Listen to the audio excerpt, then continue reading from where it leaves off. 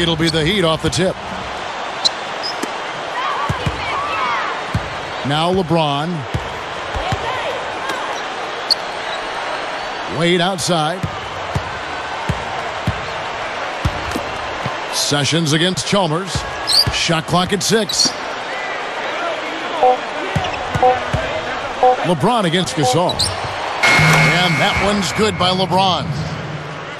LeBron's now got the first basket of the game for the Heat. You look at the teams in the East, not many who can match the length that the Lakers possess up front. What am I saying?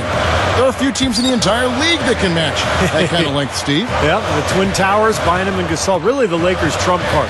I think that's the key to this club. They've got to take advantage of those two guys this year, beat people up down on the block and on the glass. And if they can improve their defensive work on the perimeter, this could be a great team. And now Doris Burke has an update from the sidelines. Yes, Kevin, I spoke briefly with Eric Spoelstra. At this point, we know what works for us and what doesn't in terms of our scoring options. Now it comes down to our ability to execute and not let the defense dictate what we're trying to do. Guys?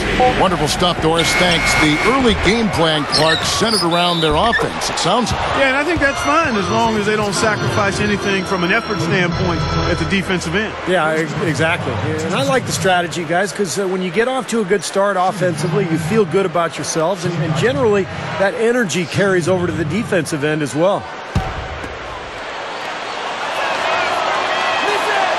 And he completes the three-point play. Well, the West has long been considered the stronger of the two conferences in the NBA, but Miami, with its revamped roster, really had no problem beating Western Conference foes last year. Sessions dishes to Kobe. Over Wade, and there's Kobe. That's good on the assist by Sessions. Man, is he hard to defend. You play him one way, he'll just go the other. You're right, Steve. Going back to Miami in the West, 20-10 against that Western Conference. That was kind of a rarity.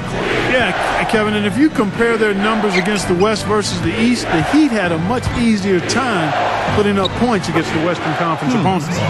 You know, those types of high percentage shots, Kevin, should be a big part of what they do going forward. Now here's Kobe. Sessions up top. LeBron against Gasol. And the layup falls. You know, when there's little or no D on this guy and he's headed to the rim, just chalk it up and go on. How skilled is Pau Gasol? Not only is he 7 feet, but he's mobile, got long arms, big hands, great ability to score inside, and can also step away and knock down a 17-footer. Bosch kicks to Battier. LeBron. And Andrew Bynum pulls it down. He came away empty there, and that's a shot that should probably go down. Well, you talk about Pau Gasol offensively. He's also a very creative finisher, I think, too, around the basket. Huge hands. He can palm the ball off the dribble. He can go up one-handed. He's got great length. He can get the ball above defenders where they can't get to it. Here's Chalmers. LeBron, left side. Covered by World Peace. Backing down is LeBron. There's the three. And there's Battier. That's good on the assist by LeBron. Battier's got 6. The Lakers trail. And here's Kobe.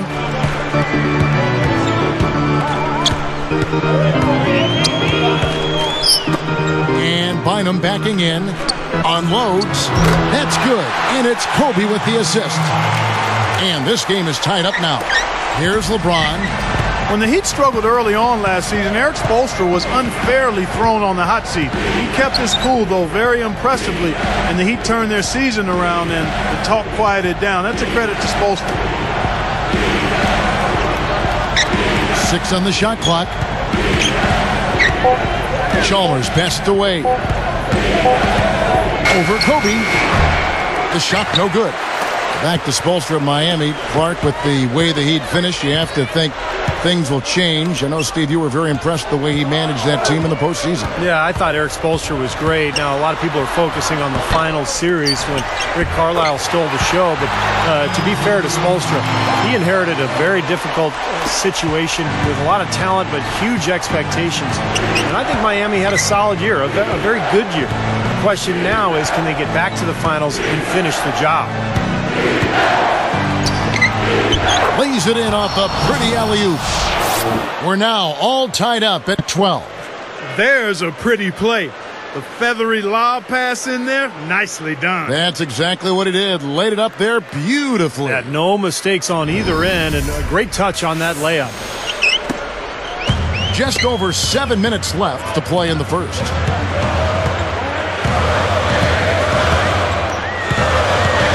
Wade picks him up.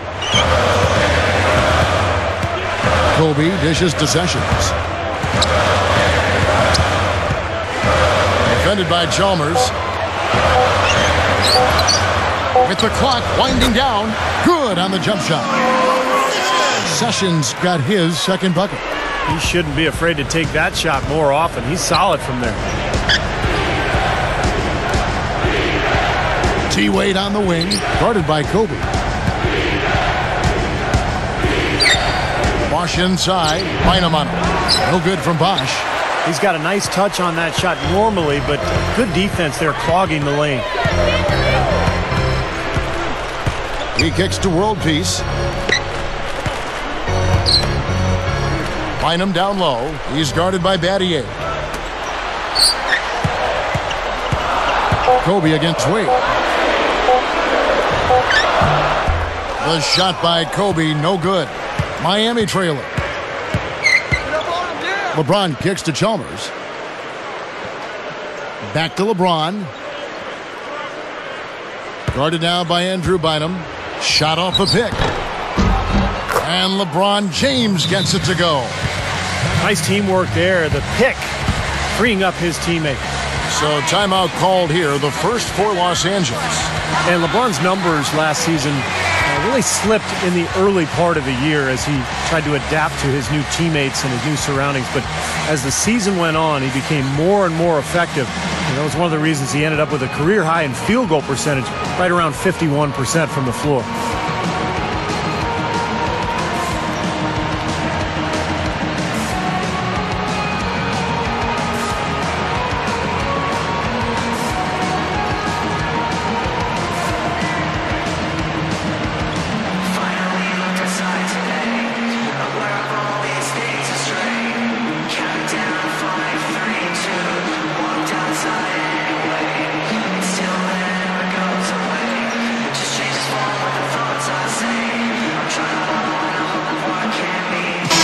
Barnes is checked in for the Lakers.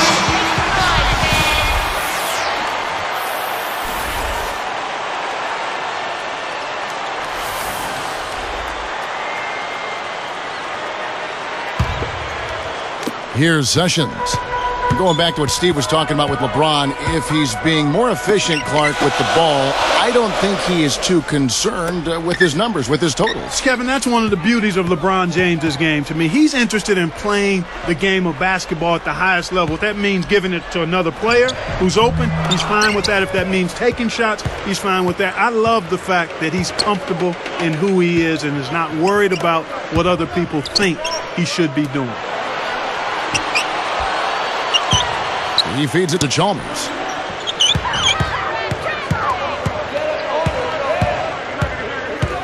Feeds it to Wade. Over Sessions. With one on the clock. And then Bosch with the jam. Bosch has got 6.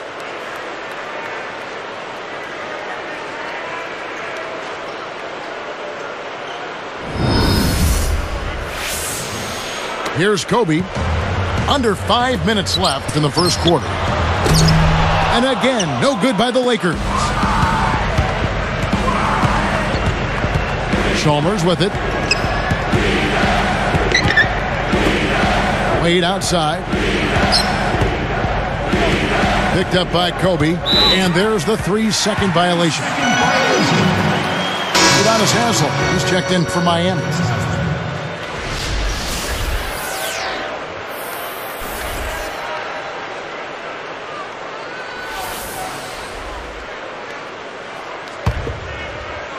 Now Barnes. Still looking to get on the scoreboard. Now Kobe. Now here's Bynum.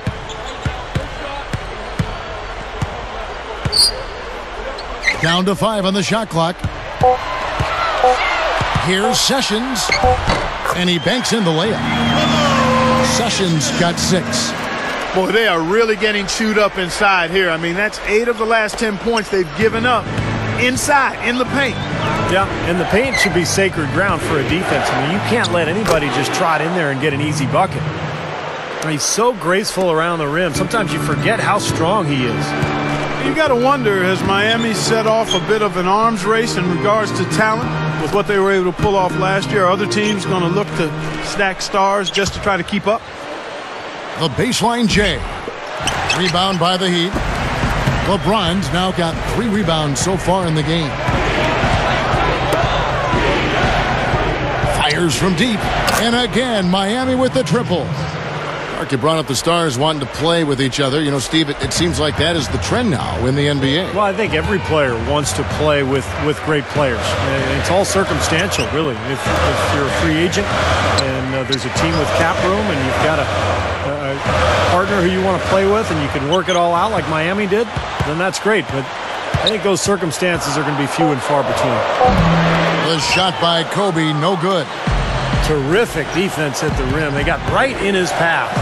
You know, that's part of what great defenders do. They get not only in your path, but in your head a little bit, too. He's put on an offensive clinic. They've got to deny him the ball. Yeah, and if that fails, then double him, Steve. I mean, they can't allow him to continue to hurt him like this. Timeout called the Lakers. Boy, I tell you, the Lakers are always tough on their home court. I mean, visiting teams can get a little starstruck, too. I mean, all kinds of celebrities hanging out in the crowd. Just as many famous people watching as actually playing in the game when you go play the Lakers.